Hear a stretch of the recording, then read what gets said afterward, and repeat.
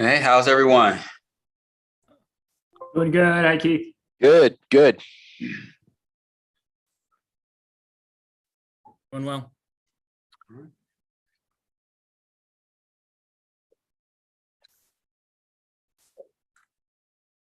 Yeah, Chair Rogers, yeah, you see McKay Hall there. He's our audit partner with Hinton Burdick. So yeah, he'll be updating us soon. Okay, sounds good.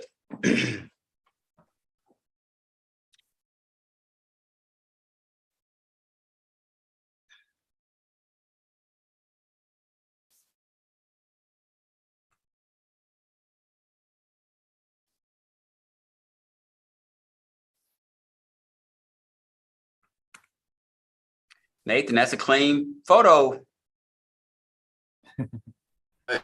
Thank you. Thanks to the wonderful people at BAM for that.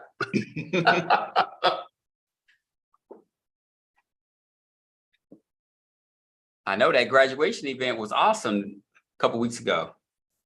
I think that's my third or fourth one I've been to, and always love going to them. The stories are always like I'll get choked up and just like, oh, so just but the resource tables there were new, which I was really glad to see. That we're not kind of, hey, you have your diploma and now off you go, but we're actually like, yeah, you finished, you got your diploma, now here's all these folks you can take classes with, which is really exciting. Yes. No, UNLV, we have to get a table there next time for those who are ready for the next step. Yeah, I always tell I tell folks to say go to CSN for your first 60 credits and then transfer to UNLV. It's cheaper. Yeah, that was Hey, everybody. I'm here. I couldn't hear you guys before. I'm here. Oh, hey, Kelvin. Yeah, Nate, that's the exact game plan my oldest daughter did. Started out at CSN and she's a junior at UNLV right now. Yeah, but that's what I did. I did like a year at CSN and then came over to UNLV. That's exactly what I did too. Hello. Hello. All right. Well, I am showing 3 p.m. So we'll go ahead and get started with roll call. Good afternoon, Chair Rogers. We'll start with you for the record. Present. Trustee Benavides, I don't see her on here. She did let me know that she may or may not be able to sign in a little later. Trustee Raymaker, I don't see her here either. Trustee Waugh. Here. And Trustee Wilson. Yep. Chair Rogers, you have a quorum. Okay, great. Well, I see we have the Pledge of Allegiance on the agenda, so I guess we will stand and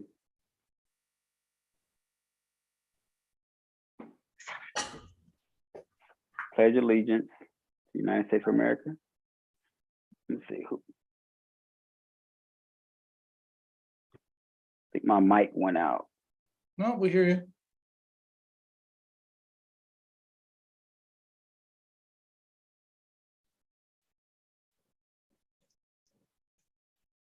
Let me check.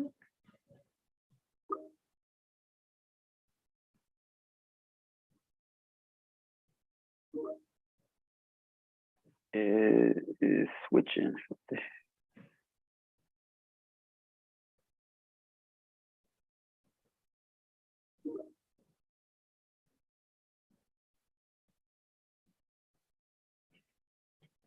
Oh, we got a copy of the flag, not even an authentic one. Well, that raises all sorts of questions in the digital age, right? What is it?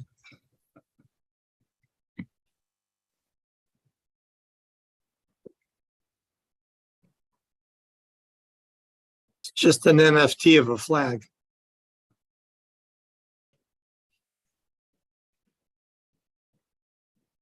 Are you looking to Is invest? okay, is it back? I think it's back. Yes. You hear me now? Yes. Okay. Ready? I pledge allegiance To the flag, to the flag, United the States of republic America, for which it stands. One nation, And republic- under God, indivisible, stands, liberty and justice for all. liberty, justice for all. All right. Oh, that was weird.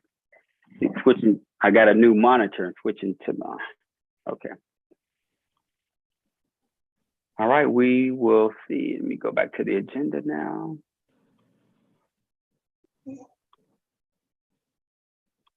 I think, do we have any public comment? There is no public comment.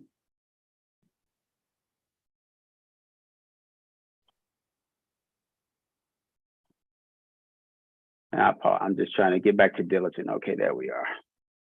Okay, no public comment. All right, we will go to our next item, board action to accept the proposed agenda. All those in favor say aye. Aye. Any opposed? All right, the ayes have it, motion carries. Agenda is approved. We don't need to do hold on, am I in the right? No, I'm sorry, I'm in the wrong. Oh, go ahead and get that one done while we're at it too. Yeah, I think I clicked off to the wrong book. Okay, now we go to new business. There we are. So Forresta, we'll turn it over to you for discussion and possible committee action regarding a recommendation to accept the fiscal year 2021-22 audit report and recommend acceptance of the fiscal year 2021-22 audit at the Board of Trustees meeting that's coming up this week. All right, thank you, Mr. Chair. In February 2022, the board authorized staff to engage the professional services firm Hinton Burdick to audit the district's financial statements for fiscal year 2022. And today, as Dr. Rogers just described, staff is asking the Finance and Audit Committee to accept the fiscal year 2022 audit reports as presented by Hinton Burdick and recommend that the Board of Trustees accept the audit at the Board of Trustees meeting on November 10th. McKay Hall is an audit partner with Hinton Burdick, and he's here today to present the results of the audit. Before I turn it over to Mr. Hall, I'd like to thank the financial services staff for their efforts to complete this audit alongside Hinton Burdick, which is the firm's first year auditing the district. Our new accounting manager, Martha Ford, is also here. I want to thank her for joining the district just in time to help us finish this audit strong.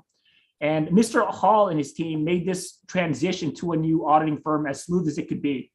Hinton Burdick's expertise in local government finance, nonprofit accounting, and their experience with the library industry itself really showed throughout this audit. They were professional and a pleasure to work with. And I really appreciated the insights they provided throughout the audit with their observations as our new auditors. So with that, McKay, I'll turn it over to you. Thank you, Mr. Cabayas. Thank you, Floresto. We appreciate that. And I would also like to commend Floresto and his team as well. They were really good to work with.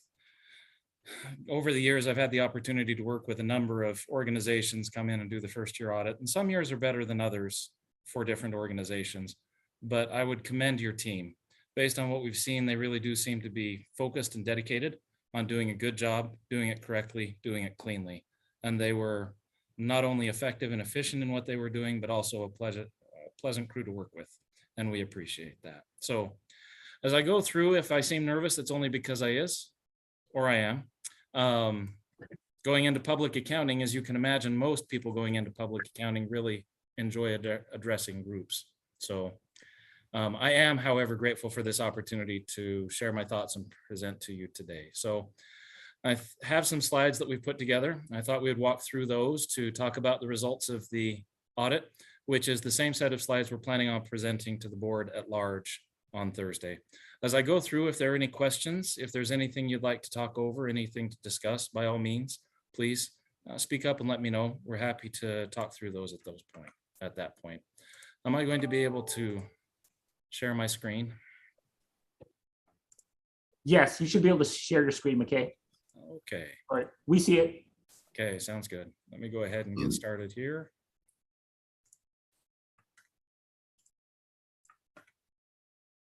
First, to touch on what the financial audit is. If many of you have had much experience with financial audits, this is probably old hat, but just to make sure that we're on the same page as far as what we were doing as financial auditors.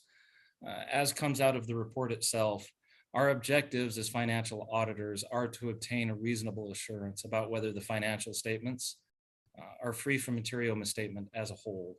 A misstatement is considered material if there's substantial likelihood that either an individual misstatement or a group of misstatements would come together and influence the judgment made by a reasonable user of the financial statements, change their opinion on it. And then as we performed our audit, we conducted those in accordance with the standards generally accepted in the United States of America, and also the standards applicable to the financial audits contained in the governmental auditing standards, which are issued by the Comptroller of the Comptroller General of the United States. I like to touch on internal controls when I talk about financial audits.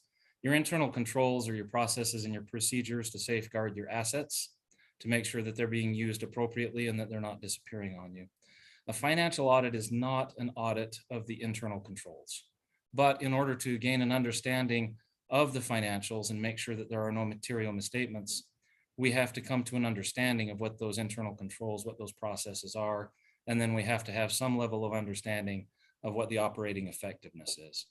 When you see a finding come out of a financial audit, either a material weakness or a significant deficiency, that's usually related to the internal controls to let you know that there is an issue in your processes that would make it likely, either highly likely or moderately likely, that a material misstatement would be processed through your system without being caught in the normal course of business.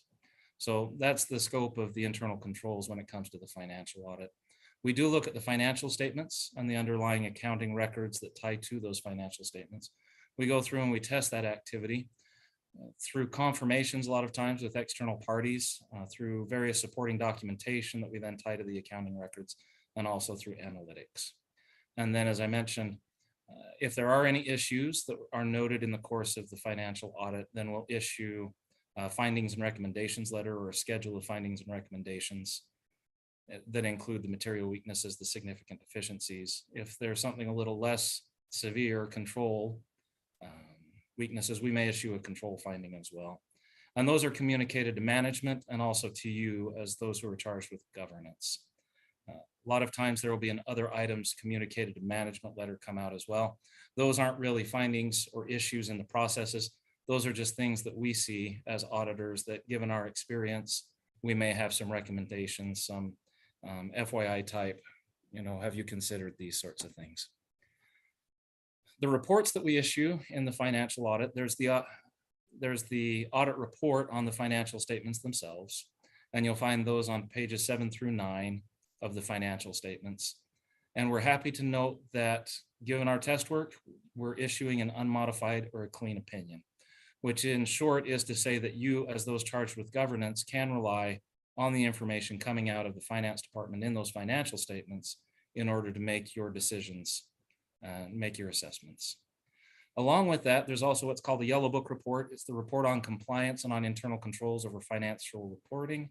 They're on pages 59 through 60. If there had been any material weaknesses or significant deficiencies noted in the course of the audit, there would be a summary list there as well. And then there would be a schedule towards the end of the financial statements that would list out the information on what those findings were. This year, we're happy to report that there were no findings noted during the course of the audit for fiscal year 22.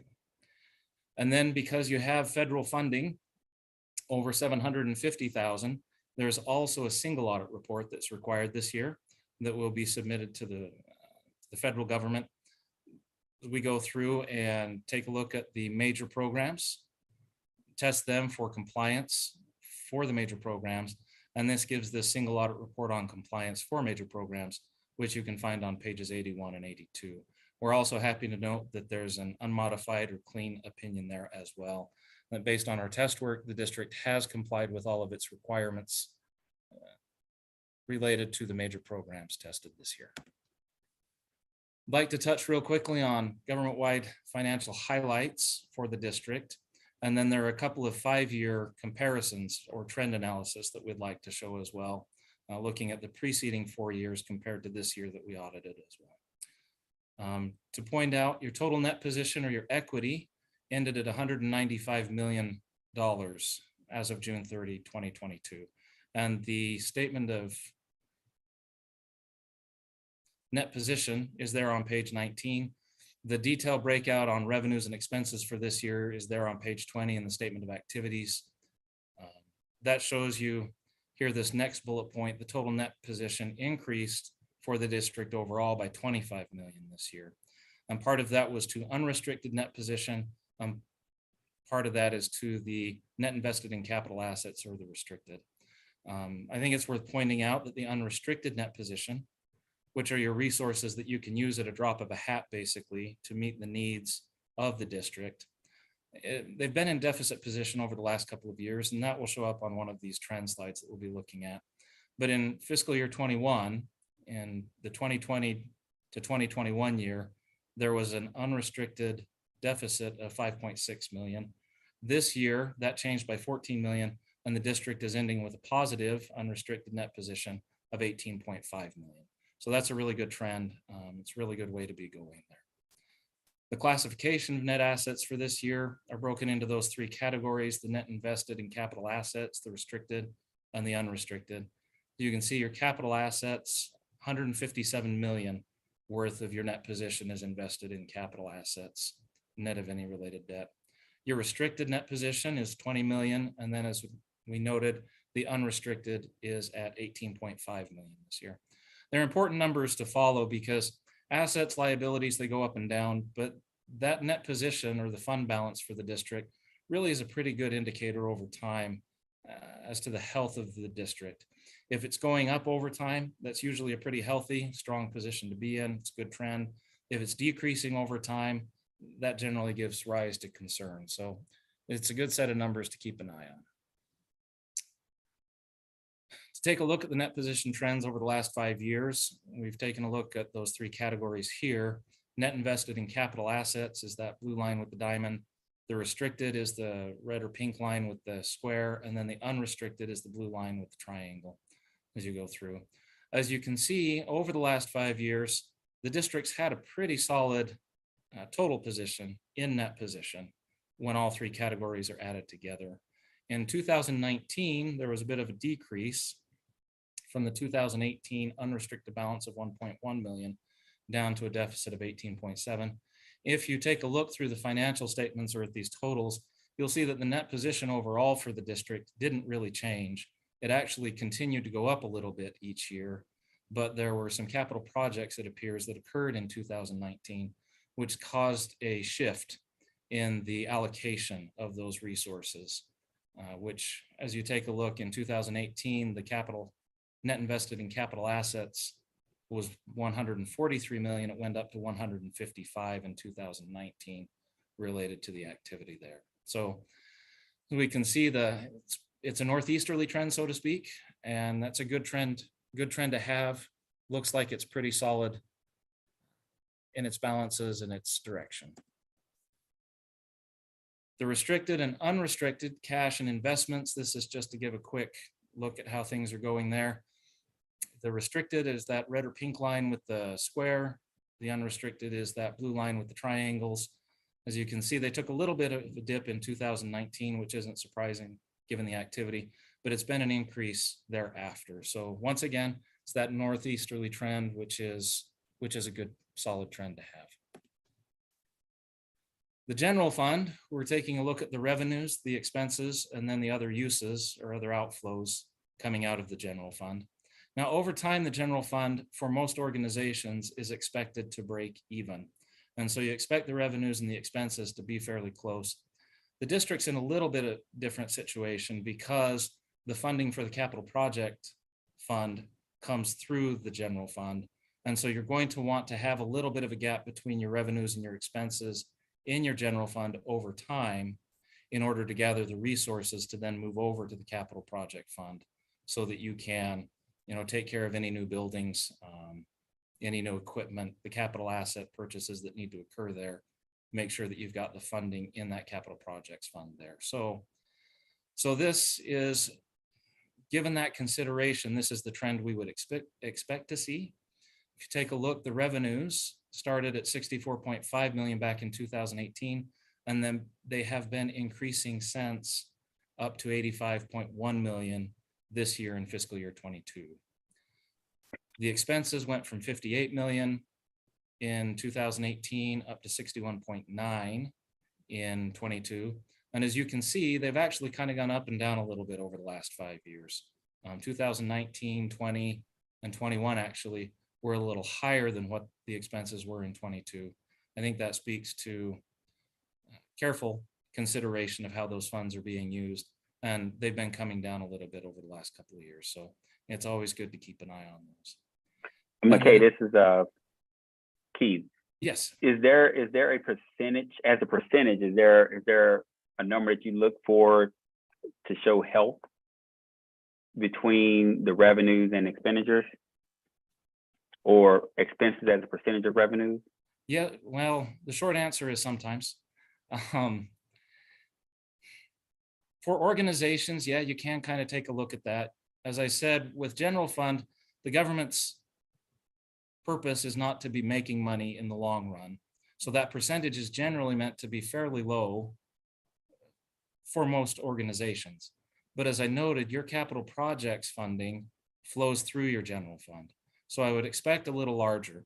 If you were consistently at the ratio that you're at there in 2018 with the 64.5 million in revenue and the 58, under normal circumstances, I wouldn't feel that's a bad ratio to have. But part of that depends on what capital projects you're going to need, because they can get real expensive real fast if you have to build a new building. And so given that consideration, if you have some building projects coming up, which I believe you do, then a ratio more like what you have here in 22 seems reasonable, because that helps you gather the revenues and the resources to be able to get that building built without having to go out to bond or look for other funding sources. All right, that was kind of a long drawn out answer, but does that answer your question? Yes, it does. Okay, thank you. That line across the bottom, the other uses, that's primarily the funding that's been transferred over to the capital projects fund over the last few years. As you can see, 2018-19, there was some activity that began to decrease there in 20. This year, there was a pretty significant shift in funding over to the capital projects fund. But as we noted, there appear to be some capital projects that are coming down the road. So moving those resources over in anticipation of those projects appears to be a reasonable move to take, and a good step to take with that funding. Chair Rogers, is Brian? Yes, Chair Wilson. Or for whoever, just so to clear this, as of 2022, we're sitting on roughly 42 million excess right now. And Chair Wilson, our ending fund balance is 35 million at June 30th, 2022. Okay. And that's, I'm sorry, that's in the general fund. So Chair Wilson, I believe you're referring to our overall equity. Overall. Yes, that's right. Okay, so we're still gonna have a 13 million surplus after we write the check for West Las Vegas.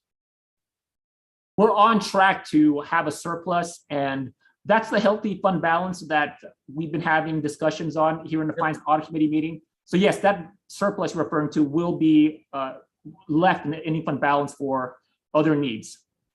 Okay, we can all do a little dance now. Thank you. Okay. Any other questions? Okay. To take a look at the foundation, as it's one of the major funds reported in the financial statements, just to look at its revenues and expenses over the last 5 years as well. In 2018, there was a pretty big difference between the revenues and the expenses, but that was related to the new market tax credit activity. After that year, we take a look, the revenues and the expenses in the foundation have been much more consistent year to year and have been quite a bit closer as well.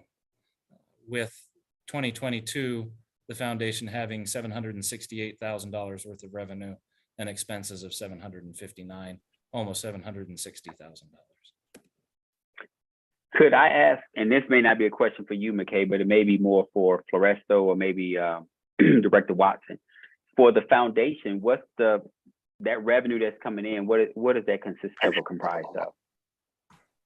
The foundation's primary source of revenues are sales of weeded book materials and media from the library district's collection. Okay, thank you. Okay. Any other questions? Okay. the next 5-year trend to take a look at is the capital projects fund, as it's another one of the major funds in the financial statements. And we've taken a look, not really at revenues necessarily, but transfers in, which is basically the same thing for the fund, as noted before, because those funds are coming over from the general fund. And so that blue line with the diamond, that's the revenue, the transfers in, excuse me. And if you take a look, those correspond with the transfers, the other uses that we saw over in the general fund. In 2018, there was 7.4 million, 6.2 in 19, 3 in 2020. And this year we've got the 19 million that are being transferred in. And that then runs in line with the expenditures, that red or pink line with the square. As you take a look, it's pretty high there in 2018 with the projects that were going on. And then it's come down over time. It's still low this year, even though the transfers in were pretty significant. But as you can see with 2018 and 19, there's a bit of a lag usually when it comes to capital projects funds. Their purpose is to gather the resources to be able to make those large expenditures. And so the resources will normally build up in the capital projects fund, and then over time they'll be drawn down. So that's a completely normal trend that we're seeing right there, right in line with our expectations.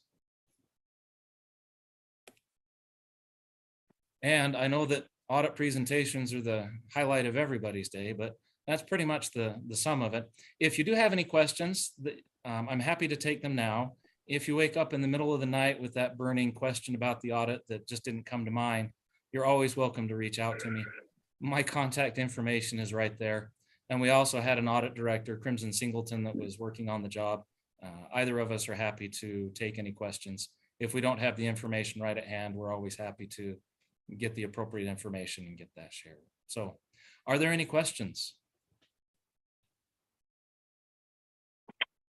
I'll open the floor to my fellow trustees.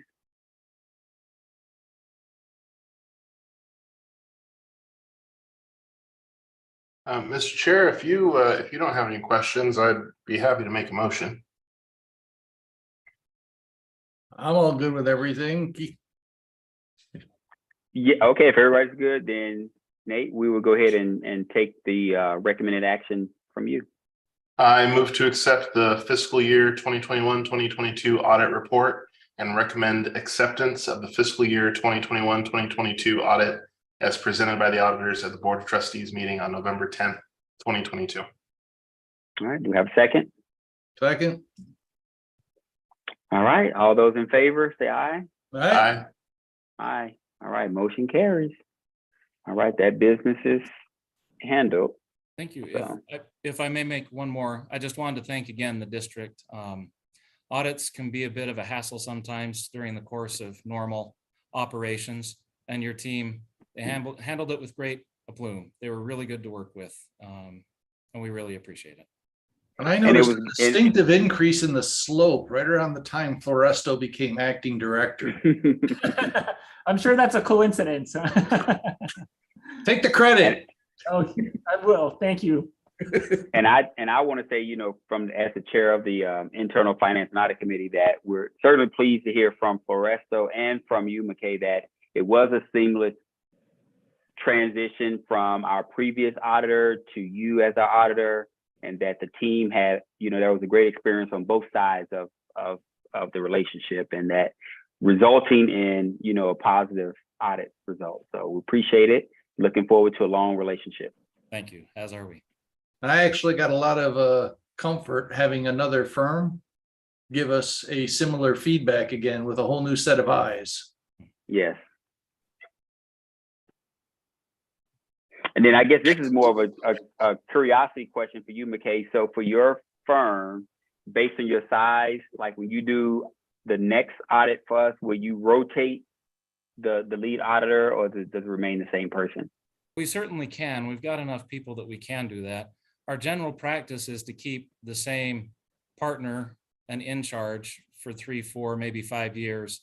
But yes, certainly we can rotate out if you would like another set of eyes. We try to rotate out a portion of the team each year so that we can get a new set of eyes internally, but we like to keep some of that institutional knowledge that's been passed on to us. It makes things generally run smoother and more efficiently. Okay. And I think the question was probably more so what's your practice, whereas suggesting to just change out the lead manager for the scope of work. So, Okay. but it's If I positive to may. hear that you change out a percentage of the team anyway. That's part of your normal practice. And I apologize, I heard someone's voice, but I was trying to find you. Is that you, Martha? Yes, I was just going to comment, as an ex-auditor, it doesn't actually make sense to change the partner every year. But generally, portions of the staff would change every year, which is basically what McKay has said. That's typical across the industry and almost all types of engagements. Yes. Thank you for that additional clarification, Martha. All right. Before we transition officially from new business, any other remarks?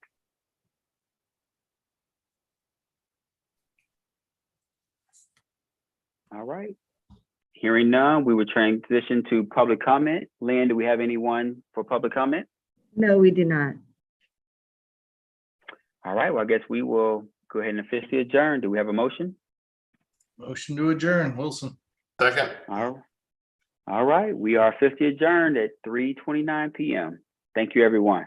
Thank See you, you everyone Thursday. Thank you. See Good you night. Thursday. Kelvin, can you give me a call when you get a chance? Yeah. Jerry, I'll give you a call. Thanks.